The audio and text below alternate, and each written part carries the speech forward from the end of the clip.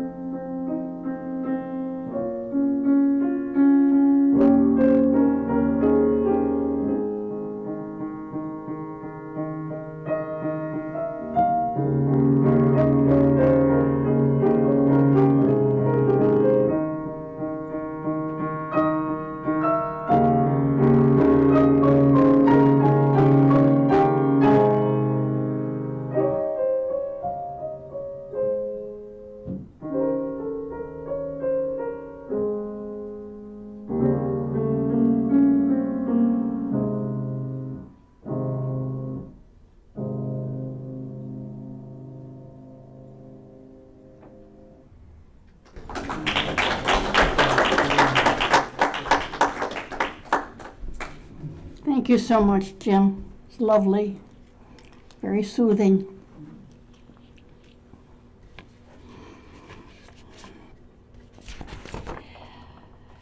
The lighting of the chalice his ritual that unites Unitarian Universalists everywhere.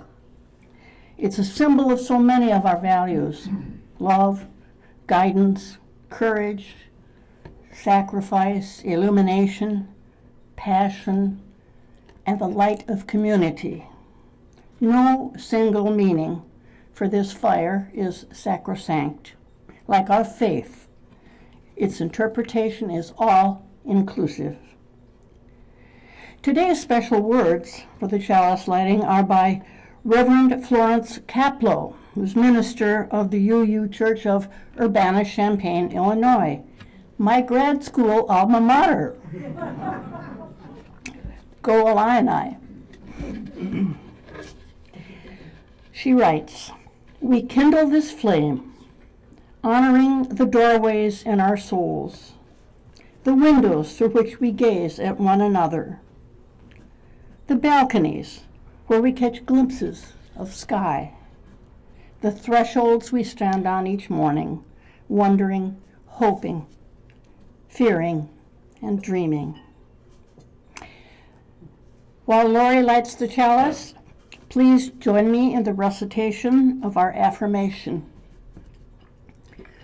Love is the spirit of this fellowship, and service is its law. This is our aspiration, to dwell together in peace, to seek truth in love, and to help one another. Thank you, Lori. After a moment of silent meditation, we'll hear Spirit of Life.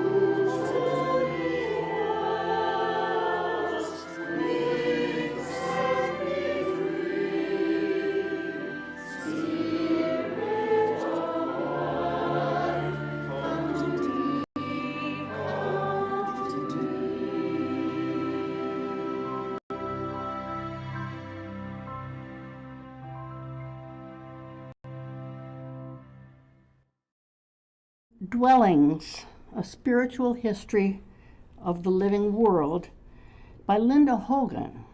She's the writer in residence for the Chickasaw Nation.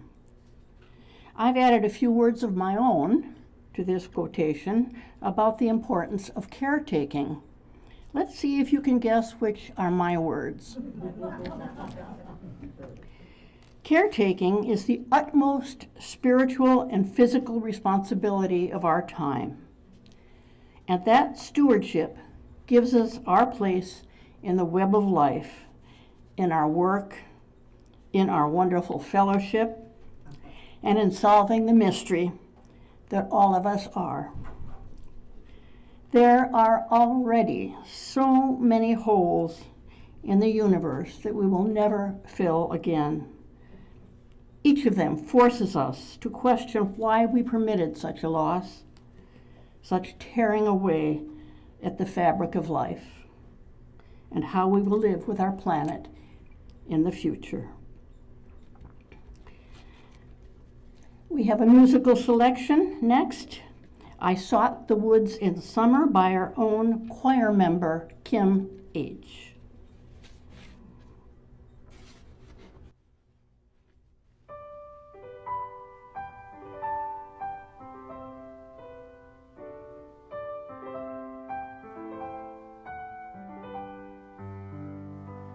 I sought the wood in summer, when every tree was green.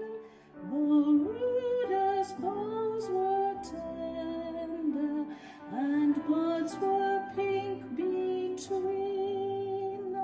Like fingered aspens trembled in fitful sun and shade, and daffodils were golden in every starry glade.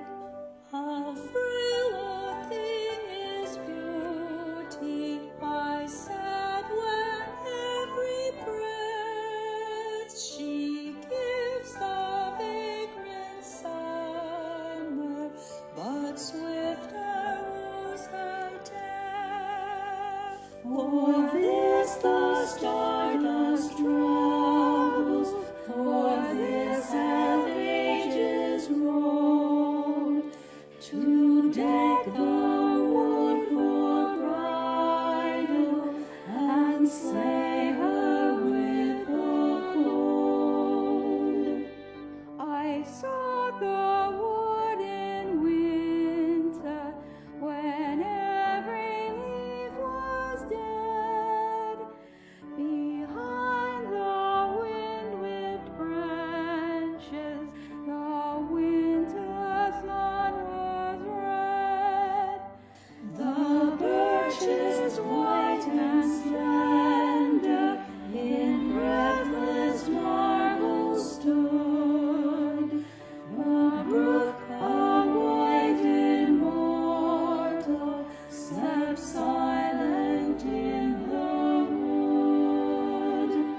How sure a thing is beauty, I cried, no bolt can slay. No wave, no shark despoil her, no ravishers dismay. The granite hills are slighter, the sea more like to pale. Behind the rose of planet, the law behind the veil.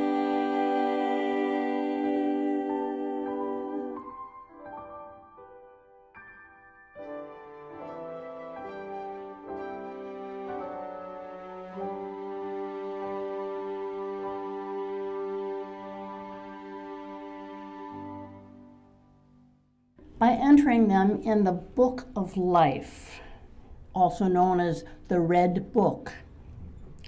You may email these personal milestones to bookoflife@uufcc.org no later than Saturday, or write them in the book when you arrive on Sunday morning. Either way, they'll be read during the service. Thank you, John. If you've emailed them, the worship associate will enter them for you in the Red Book. So John has brought me the book, and you see it is very red.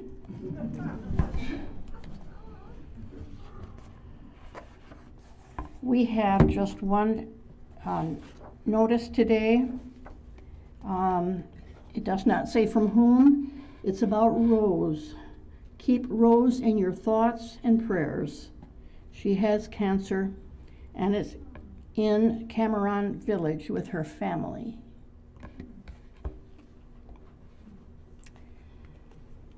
May we hold these milestones and any others unspoken, and hold one another in the love and tenderness of our fellowship. May it be a source of strength and comfort, courage and hope in the days and weeks ahead. Our speaker today is our beloved fellow congregant, Dennis, famous here for his endless supply of anecdotes from his own and the fellowship's past, and for the great sermons he gives. He is titled today's sermon, Frozen in Paradise, and boy, is that appropriate. Dennis?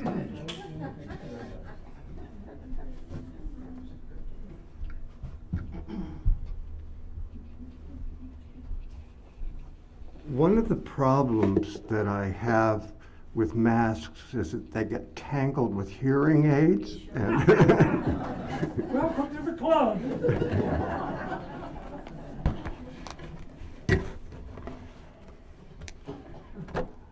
That was very sweet, Sharon. Thank you. I'm blushing. I'm an amateur Florida gardener, and I've worked on the grounds at the Unitarian Universalist Fellowship of Charlotte County for over 10 years. And during those 10 years, I've learned so much about Florida landscaping and native plants from my fellow gardeners. So when I purchased my little house just a mile down Forest Nelson Boulevard about 8 years ago, I felt confident that I could cultivate the property's barren yards into lovely gardens. Now, both my front and backyards are filled with varied cacti, sea grape, tree-sized bushes, crotons, bromeliads, bamboo, jasmine, various vines, Louisiana copperleaf, bromeliads, papyrus. There's even a long row of 15-foot red cypress. I have never done an official inventory of the plants that grow in my garden beds, but during most of the year, my backyard is completely private, despite the very close proximity of my neighbors. I love to work in my yard and experience a deep sense of accomplishment and satisfaction by the time exhaustion and the heat drive me inside for a shower and a nap. Gardeners are usually quite aware of seasonal changes, of accomplishments. Gardeners are usually quite aware of seasonal changes and the various specific jobs that need to be completed in the spring, summer, autumn, and winter.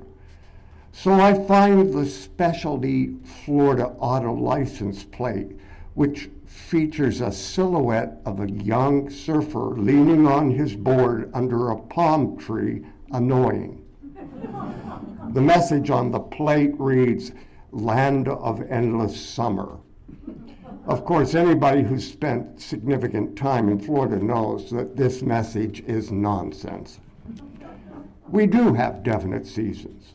While they usually aren't as dramatic as the seasonal changes in northern climes, each one has its unique characteristics, gifts, and demands.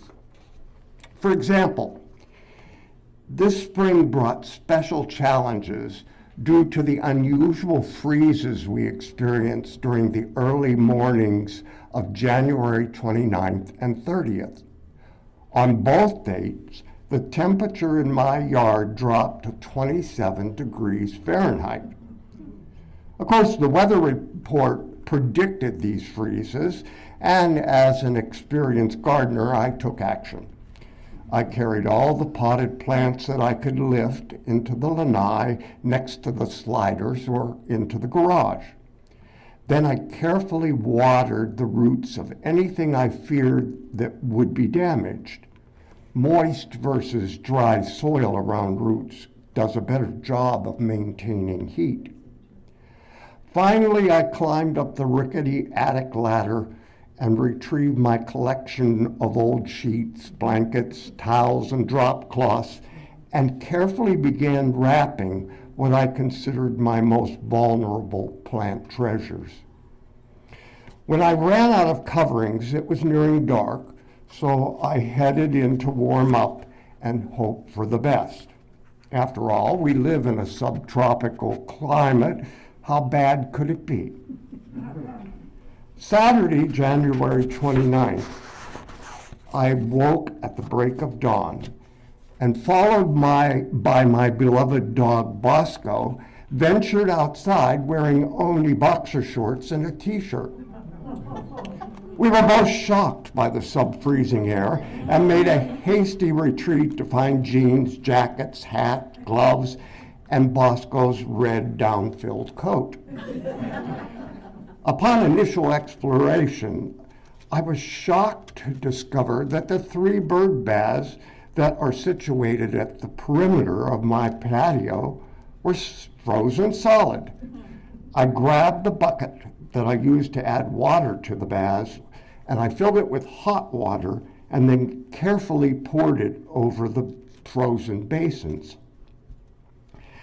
As the now tepid water melted the edges, I was able to send large round ice cubes crashing to the ground. Bosco immediately decided to go back inside his warm house without bothering to empty his bladder. Through chattering teeth, I yelled, "Pee!" And much to my relief, he squatted at the corner of the cement patio. Apparently, he was too cold to lift his leg. After I removed his coat, wrapped him in his Afghan, and started coffee, I returned to the backyard to begin assessing plant damage. I noticed that the yellow puddle at the edge of my patio had crystallized. God, was it cold.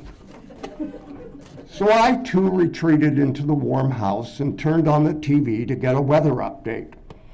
As I waited for the weather lady to begin her report, I decided I didn't need confirmation of what I had already experienced. We were frozen in paradise. Once the temperature climbed into the upper 30s, I ventured out again to face what nature had claimed. Most of the bright and deep greens of the day before were significantly dulled, and the leaves were drooping. My 5 beautiful alamanda bushes were frozen, and their yellow trumpet-shaped flowers had turned brown, withered, and were scattered across the gray, cold cement. I retreated back into the house, feeling defeated and depressed. I feared that the majority of my precious plants had perished. The next morning, Sunday, January 30th, we experienced another deep freeze, and after I once again thawed the bird baths, Bosco and I retreated to our bed. Following a freeze, it's very important that gardeners wait to begin pruning the damaged plants. There are 2 reasons for this. The first is if we experience another freeze, freshly pruned limbs will be further damaged. The second is it's important to keep the freeze as far away from the plant's root structures. The rule of thumb is to wait until March prior to cutting. By then, even with climate change, the chances of another freeze is virtually eliminated. When March arrives, you start cutting back until you see clear signs of life. Despite this rule that is based on science and years of experience by other gardeners, I couldn't contain myself and started cutting back brown foliage with my pruners in mid-February. Finally, March arrived. My guilt was lifted, and for the last 2 weeks, I have been pruning almost every day, filling every yard waste container I have or can borrow to capacity. Now, I know the folks from Waste Management who service our neighborhood cringe when they turn into my cul-de-sac. Now I'm seeing many signs of new life resurrecting all around me. The copper leaves are covered with miniature red leaves. The sea grapes are oozing new life all up and down their stems, even while they hold on to their old, dull orange leaves. The alamandas are sprouting, and the passion vine is climbing again. Much to my surprise, the coral honeysuckle vine and the North Star hibiscus are actually blooming. Obviously, my yard is experiencing a new season, spring. But wait, yesterday's morning's forecast predicted another significant weather event. I'm now quoting from the Weather Channel. Saturday, March 12, 2022 at 9:15 a.m. Weather alert for Port Charlotte. Wind chills advisory from Sunday 1 a.m. Eastern Standard Time until Sunday 10 a.m. Wind chills as low as 25 degrees expected. Hypothermia can occur if precautions are not taken. Make sure you wear hats and gloves. Well, as I closed the weather app and surveyed my beautiful backyard, I felt like crying. Then I started moving potted plants into the lanai in the garage on my aching back. And once again, I climbed the rickety ladder to the attic to retrieve the old sheets and towels. But the ferocious storm front hit with a vengeance, just as I was loading up my old wooden radio flyer wagon. My fragile plant treasures would have to weather the storm without their blankets. And finally, with a sense of joy and hope, I expressed heartfelt gratitude for this badly needed rain. I got up 3 times last night and peered out the sliders trying to detect frost. The good news is, based on an early morning inspection, my garden appears to be healthy with no new damage. I have learned numerous lessons from our January freeze and the 25-degree wind chills of last night. The primary one is nothing is for sure, and suffering is a fact of life. But new life stems from the old, and this spring's buds and flowers promise amazing beauty. I'm keenly aware that these insights can apply to other areas of my life that provide inspiration, comfort, and joy. This especially applies to our beloved Unitarian Universalist Fellowship of Charlotte County. Life occurs in recycling seasons, but of course the nature of those new seasons are in great formed by the unexpected events of the previous seasons. Despite the pandemic and our losses of key members and the hostile departure of our last minister, during the last month, the Board of Trustees, the Finance and Stewardship, Bylaws, Nominating Committee have been working very hard to prepare for our normal business procedures. We do anticipate a beautiful spring. In just 2 weeks, Uufcc will celebrate its new year as it begins its 53rd year. We will, as usual, conduct our annual business meeting on the last Sunday of March, just 2 weeks from now. This year, the date is March 27th, following the morning worship service. During this meeting, we will vote on accepting revision of our bylaws, elect new leadership, and adopt the budget for 2022-23. Be there, or arrange to send in a proxy vote via another member or send it to our board secretary. We must have a quorum. As we do each March, we are currently conducting a campaign to ask for your support to fund our operating budget. This year's theme is Vote for Uufcc. By now, all members and friends should have received their pledge packets. If you haven't, you can retrieve it online or call the office. The goal is $120,000, and we are literally counting on you to cast your pledge vote by Sunday, March 20th. I'm very optimistic about this coming year. We appear, thanks to science and the cooperation of millions and millions of folks who have been fully immunized, to be winning this horrible battle with COVID-19.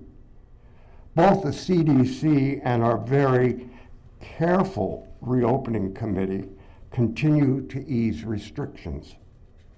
I can, with decreasing hesitation, dream of singing once again in the choir, cooking casseroles for potlucks, and perhaps most importantly, receive and give hugs to my dear friends in this precious place.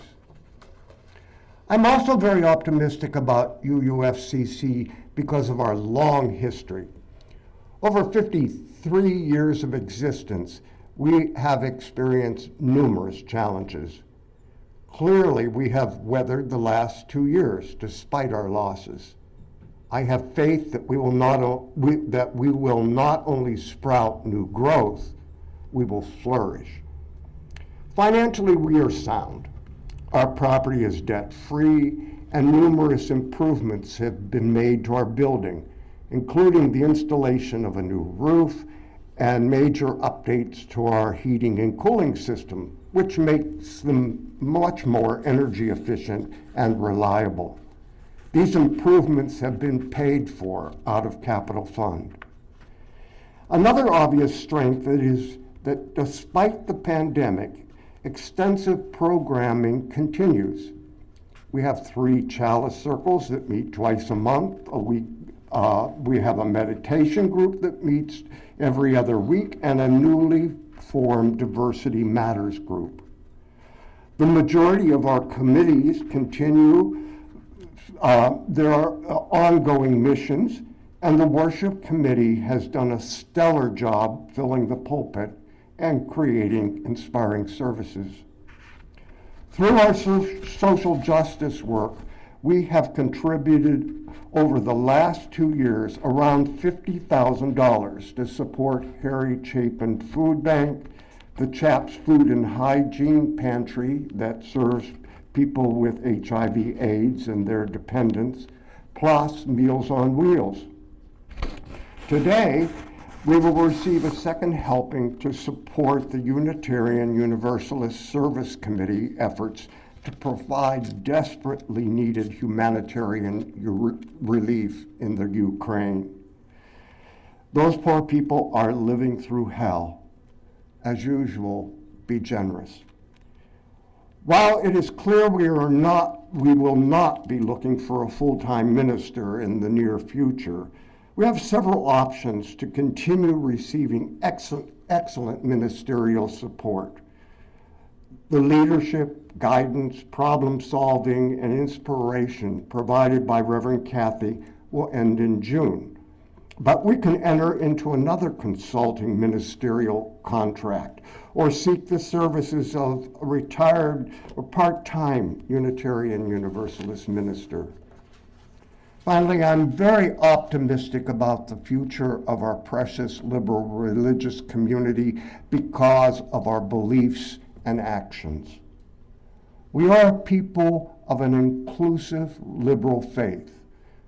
That faith is not based on creeds or dogma, but principles and promises.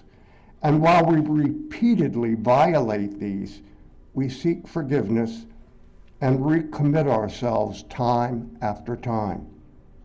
We do believe that each person is important and that all people should be treated fairly.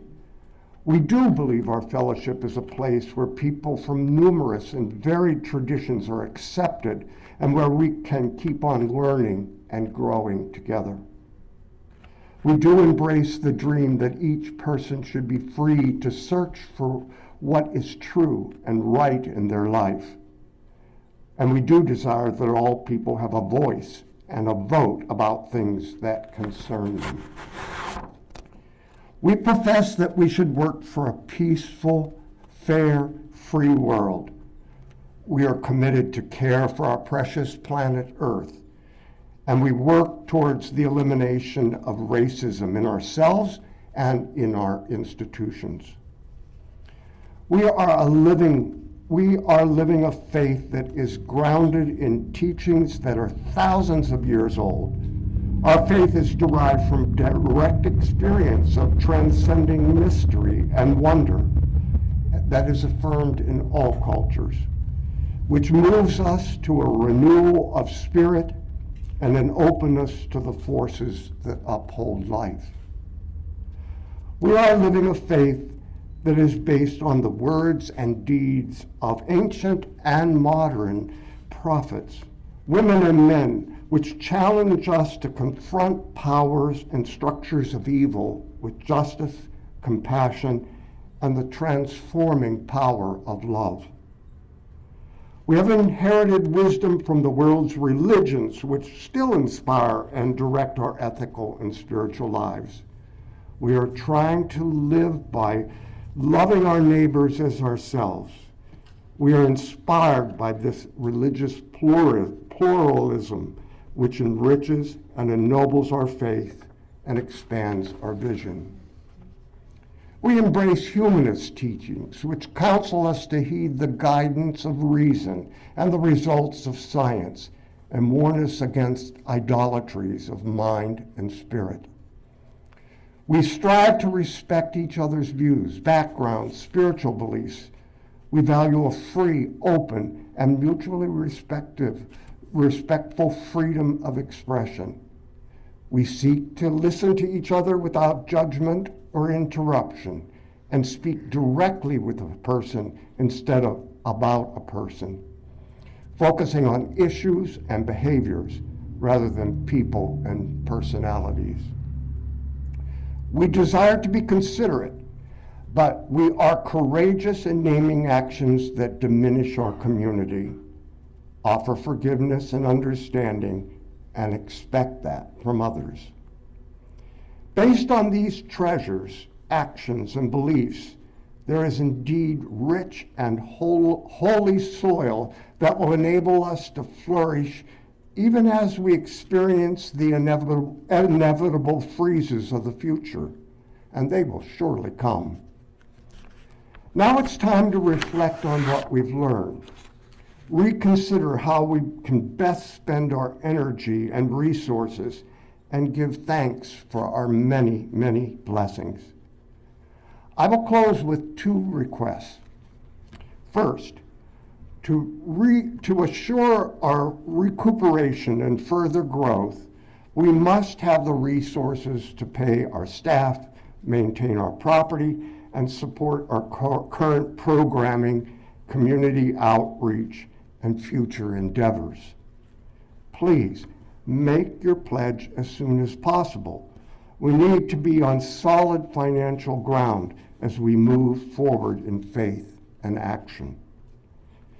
If you have not already done so, fill out your pledge form and drop it in our ballot box or mail it to the office. Please do it as soon as possible, and of course, as always, be generous. Finally, I want to remind you that there's much work to be done on our almost 2 acres. Remember, our beautiful grounds have also been frozen. The grounds crew typically meets Thursday mornings around 9 o'clock, and if you're able-bodied and not adverse to getting sweaty and dirty, we need you. There's no need to make a reservation, and prior experience is not required. You just show up. Bring your shears, wear gardening gloves and sturdy shoes, and let us celebrate this spring together, even if Mother Nature surprises us again. May it be so.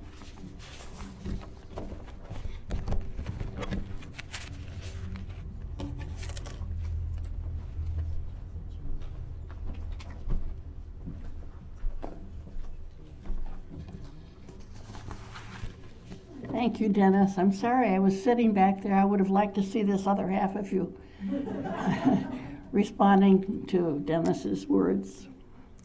Some of which I will repeat today because they do bear repeating, as you'll hear.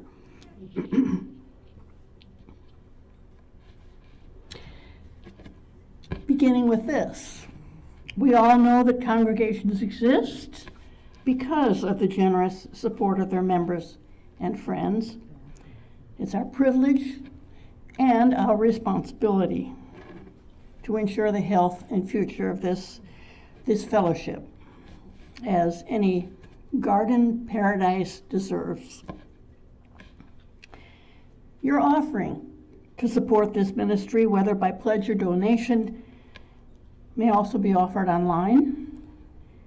And we will not let you forget it is pledge time, this period of time.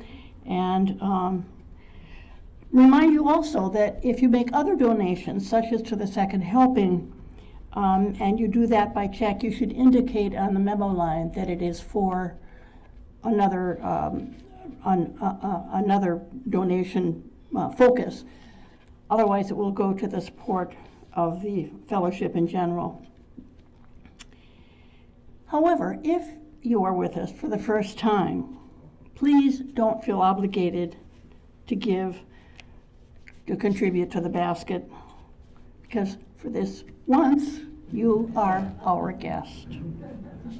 And speaking of the Second Helping, as Dennis has pointed out, the collection this month is for a cause that's on all of our minds: the victims of Putin's unconscionable war. Herb Levin, who is the chair of the Social Justice Committee, put it well in our updates this week, and I'm going to quote and paraphrase some of what he said there. He speaks of the horrific conditions there in Ukraine at the hands of the Russian invaders. The women and the children and the old people fleeing the country in numbers reaching into the millions. It really boggles the mind. All the funds collected in this Second Helping today will go to assist these refugees. We can do so little else, but we can at least show our support for them with a generous contribution. So now, will the ushers please come forward?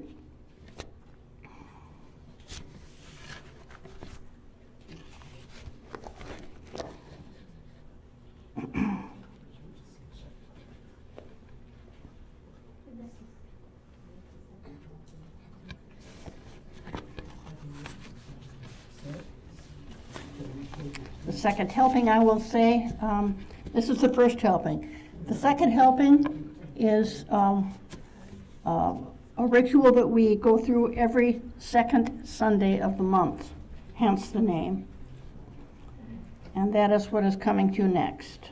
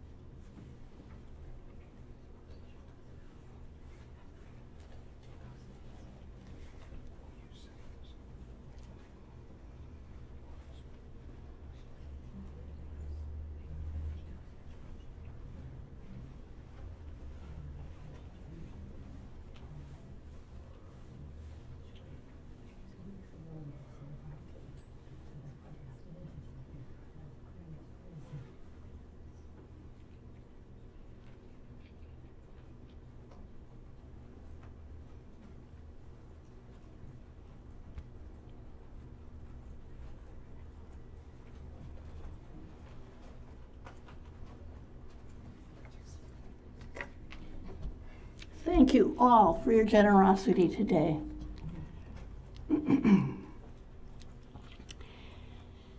The time is upon us once again when we highlight Uufcc special events and activities, also listed in Mary Jane's weekly updates that you receive online. That is one of the best ways to stay connected and to verify how active we are, in spite of the pandemic and everything else. It includes a full calendar for each week and all the links you might need to connect through Zoom. So please read your updates. If you have a highlight yourself that you want a captive audience for, email that to the worship associates at bookoflife@uufcc.org, and it will be read during the service. Dennis has two announcements today. Very important first one. A service of memory and celebration on Saturday, March 19th at 2 o'clock here in the sanctuary and also on YouTube. It's led by Dennis and me and our Reverend Kathy. I would like to read to you, some of you naughty people don't read the updates as you should, and so I would like, thank you. Keys just found, so if you're missing keys, they are here. In mid-March, we mark 2 years since COVID began altering the ways we come together. One impact has been that we could not gather for mourning in the ways that we were used to. This service will honor and celebrate those lives lost for any reason during the pandemic. We will begin by honoring the fellowship's losses, the whole fellowship. We will speak just briefly of members and friends of the fellowship, those who have died, as well as the spouses of members and friends. So please contact me, Sharon W., or Dennis, if you have input for this remembrance. We're going to have a slideshow honoring those personal losses. And that could be someone as close as a parent or sibling, or someone more distant but still meaningful, such as a childhood friend or neighbor or favorite teacher. You will know whom you need to honor. So you're all invited to send in a photo with information indicating that person's name, birth and death years, if you have that information, and their relationship to you, the person submitting.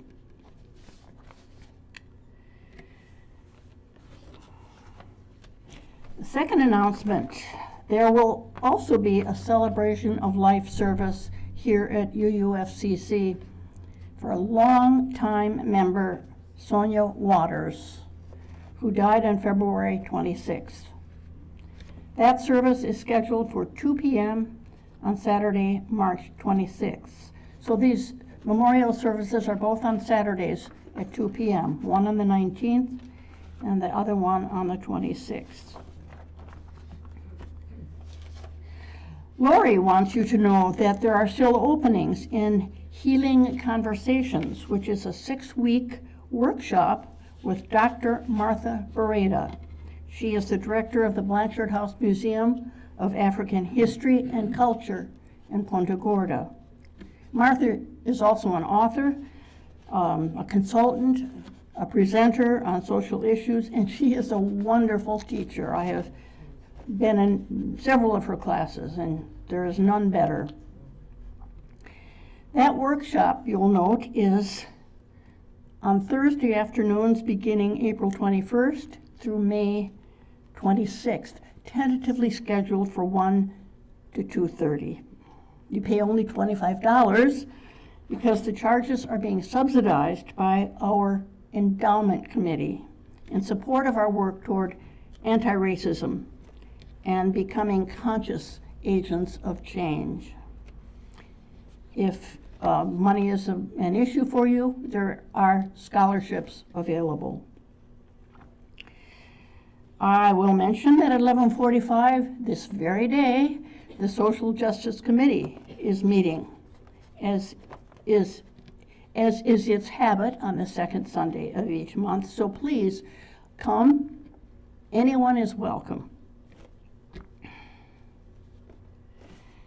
Let us see. One more town hall meeting is coming up on March 16th at 2 p.m. to give everyone a chance to discuss our new bylaws.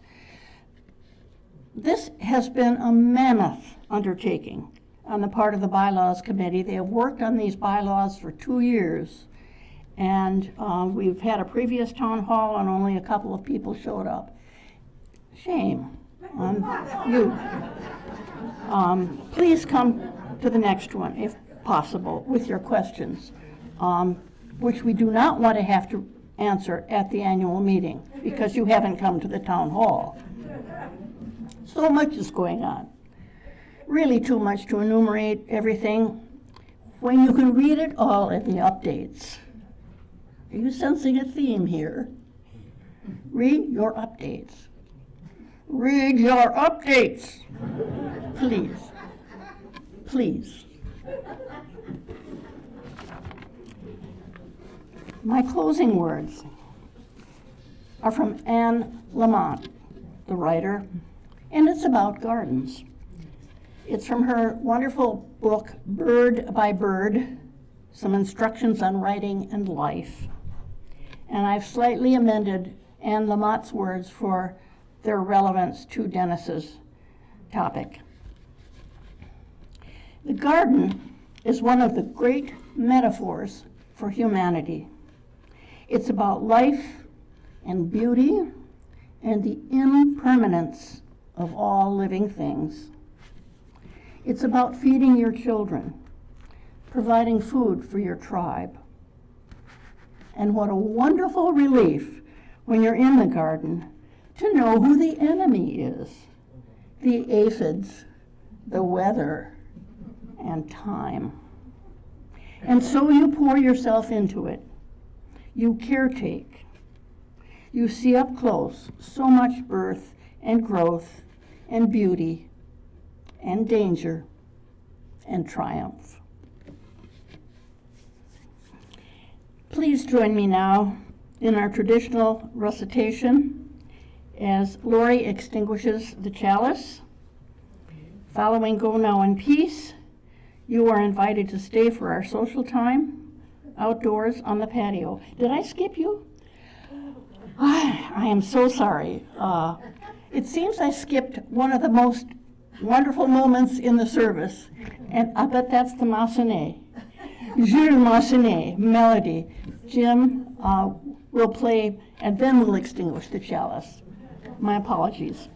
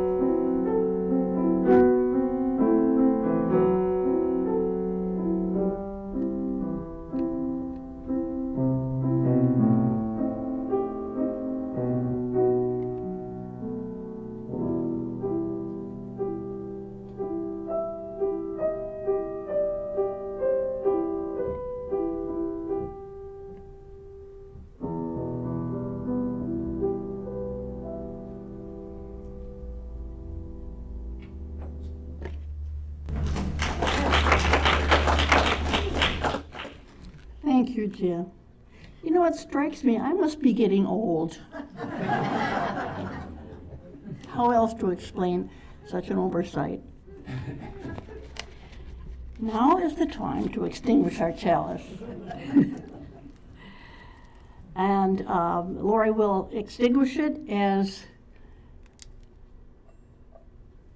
oh, yes, follow me, go now in peace, which we'll hear in a moment. Thank you, Lori. Follow and go now in peace. I remind you that you're invited to stay for social time out in the cold, and we're just maybe warmed up a little bit since we came. But that will be outdoors on the patio. So now, please join me in saying the chalice extinguishing words. We extinguish this chalice, but not the light of hope, the fire of commitment, or the warmth of community. May those ideals shine in our lives and warm our hearts until we are together again. Go now in peace. This brief pause is the time I remind you to reignite your cell phones. Go now in peace.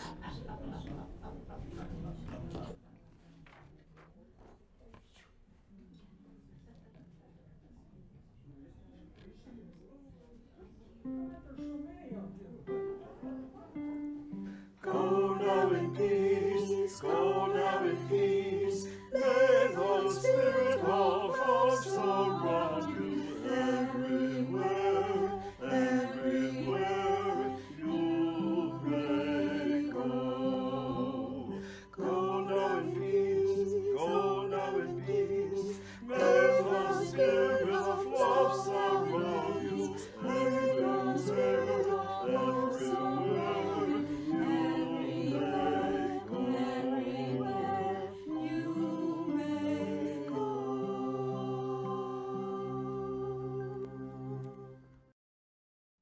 Whoever lost the keys?